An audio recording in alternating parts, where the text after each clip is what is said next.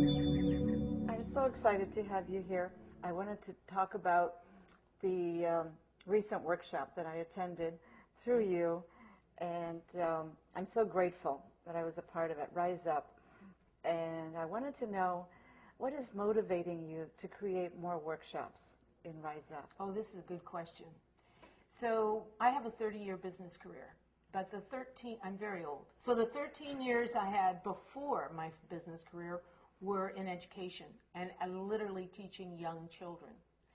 And what I came to find when I look back over that 13 and then the next 30, that the real center of my life has been this question: why do people suffer? How can they transform that suffering? And how much beauty lives inside of them that they don't yet know? And then how can we express that?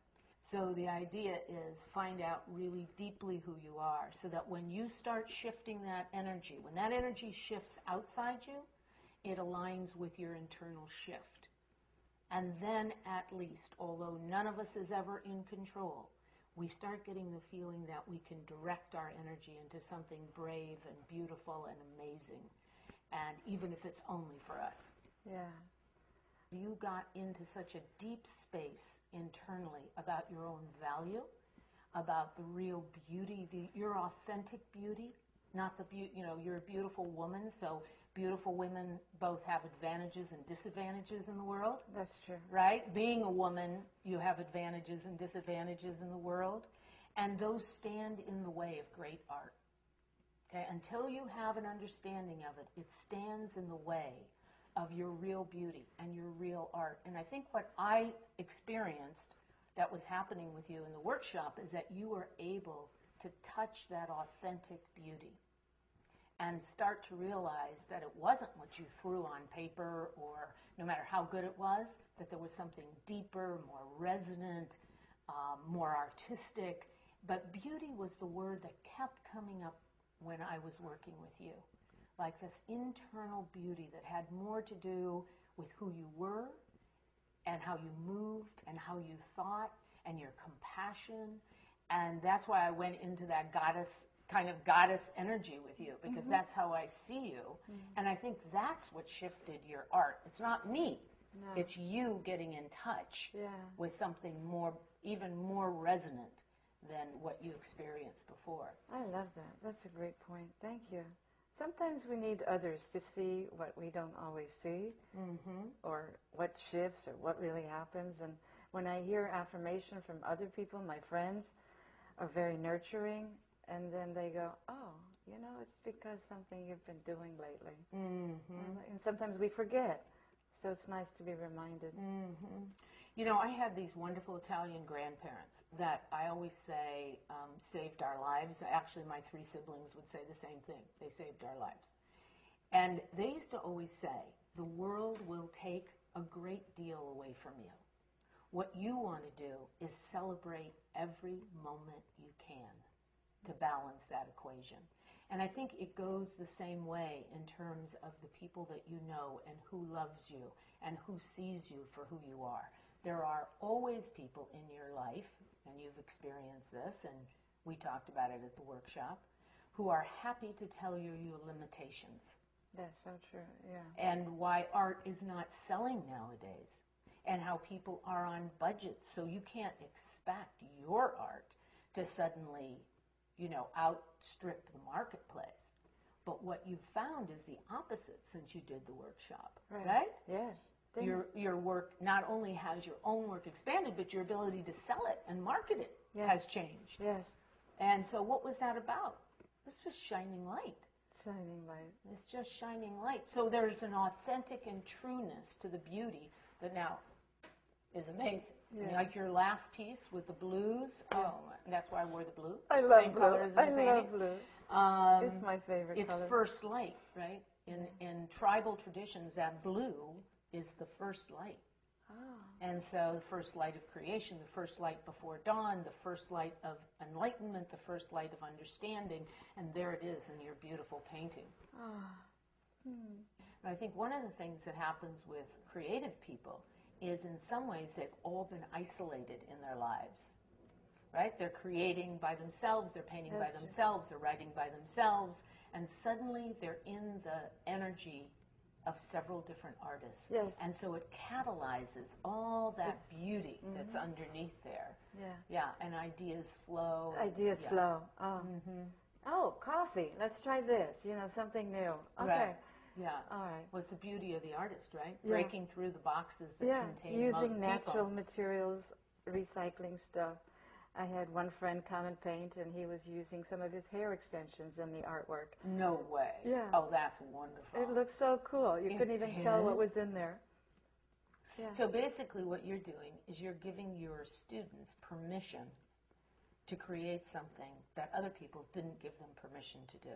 Oh, I love Right? that. I give them So, permission. right, if they're drawing within the lines, Right. it's because somebody taught them to draw inside the lines. Right. Children don't draw inside the lines, Yeah, right? I right. taught very young children. There's not a young child in the world that they see the outline and they're growing outside of it. And then somebody comes along and says, "Don't you see that outline in the coloring book? You have to draw inside of it." Yeah. Right? And so then now you've been made wrong, and now the creativity starts being diminished. Right. And so what you're doing is you're saying, what outline? Yeah. There's no outline. I don't like Get some- out of that outline. I don't like so many rules. I like things to just, you know, and I had a friend yesterday come and visit me, and he said, "I like the way your work just flows." And he's a figurative artist and does amazing drawings. And I was inspired and impressed by his work. So very, very different, you know. So you give them permission to draw outside the lines, but there's something else that's happening, which is that you're acknowledging them. So I have a friend who's now in her 80s, who was one of my mentors, June Payne, and she used to always say the entire world would move forward if all we did was start acknowledging each other. Ah. So instead what we do is say, "Oh, well, that's a nice drawing, but..." Or we just don't notice people. We go to the market, we give the valet, parks our car, we have dinner and never notice the waiter, we don't, you know. Right. And so when they come to your class, you give them permission to create, but you're also acknowledging them. You're saying, "You're important to me. The fact that you're here is important to me. My own work grows because you're here and important to me." So there's a system of energy and acknowledgement that goes on that raises the whole conversation. And now I ask him, what is your intention for today? What do Great. you desire to learn today? Or how do you want to expand? Yeah, Yeah. wonderful. And that really helps. Like we set something and it's there. Something will develop out of that. It's just, even if it's just a little acknowledgement, like, okay, I want this today, I want to try something new, or maybe spending more time in my studio too. That's another one. I need to spend more time creating. So set an intention of creating more time for this, more time for business, and creating more balance. So, you know, life's never perfectly balanced. Right. And it's a dance. And if you think about what a dance is, you're off kilter sometimes, then you're perfectly on point other times, and then you're dipping with the music and you're changing. That's what it really is. Right. So as long as you decide that my intention is to create, and then do some kind of schedule around that and keep to that schedule, you're moving really with the energy of intention, right? Yes. Instead of rigid boxes, have to, should. I love your box example. I thought that was so cool. Open the box and what do you want, or just get rid of the old beliefs that you talked about. That was a great example. I think people assume, especially as mature adults, that they, you know, once they start getting the idea of living outside those definitions, their assumption has been that I created my own life. And then when you start unraveling the voices that create that box, you realize none of them came from you.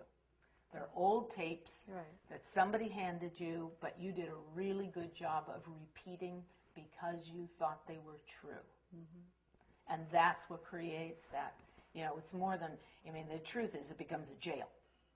Even very successful people create their own jails by creating their own definitions which box them in instead of taking those walls off. But it's not an easy job. And one of the great things that you're willing to do is you're willing to do the work.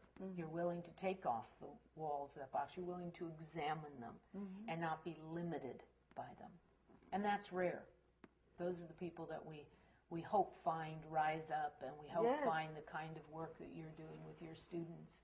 It's very clear to me how the beauty and the individuality of every single person in that workshop. And then the hard part for me is seeing that and not feeling like I can't just reach in and draw it out immediately, because it's so beautiful, so powerful, kind of that prism of light that you see in every single person. And one of the great things about having you in the workshop is that you got in touch with it so fast, and you were actually able to move the whole group. Really? Wow. Because you connected, you shared, and then that connection and sharing actually moves the energy of the group. And I would guess that's what happens for you when you teach art. That's what happened. Yeah, because we get to share and we inspire each other. Yeah. I also appreciate the follow-up calls that we had. I thought those were very valuable. Just by keeping in touch for 2 months we did, and then having that beautiful closure the last evening, that was very important.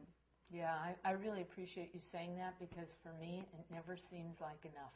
I know, you gave us so much information, so much material. It never seems like enough. We needed to have the follow-ups. Yeah. And then all your emails after that were really beautiful. Right. Well, just to remind us of things. Right. It's the constant reminder, right? One of the things I love about meditation, or yoga is another place, or 12-step programs, is that all those venues say the same thing, which is, this is a meditation practice. This is yoga practice. Yeah. There is not a goal. You will never reach that goal if there is a goal. This is all about process. And the more you do any of this work, the more you realize that it's true, and that life will take many circuitous roads that you could not have guessed. You could not ever have guessed. And so it makes it more important to have the skills to look at every single day in its own light. When you touch your own internal chord of authenticity, you touch a universal chord of authenticity.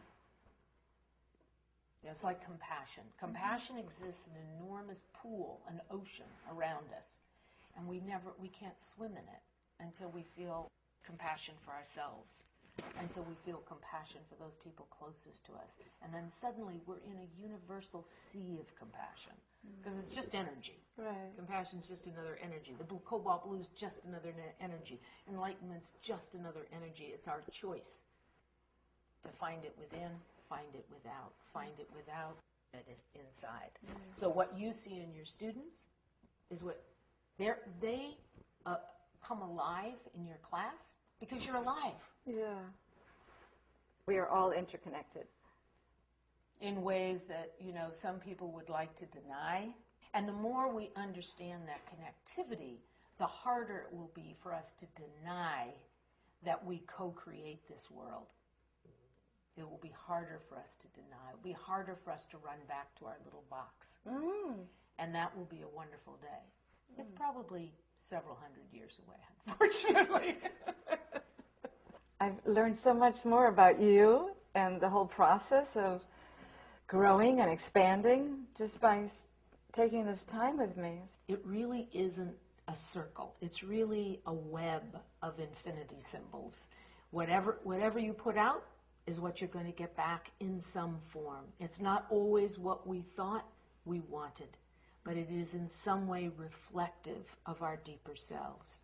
And one of the great things about you, and sitting here with you today, I can really feel, is the expansion of your own heart energy. People talk about this all the time, and very few people actually understand it and use it. But if you can breathe, you naturally breathe into your heart and then expand your heart. And if we can all learn to do that, that's when the world actually changes. You are an inspiration. Yeah. Thank you. Thank you. Wonderful. Yeah.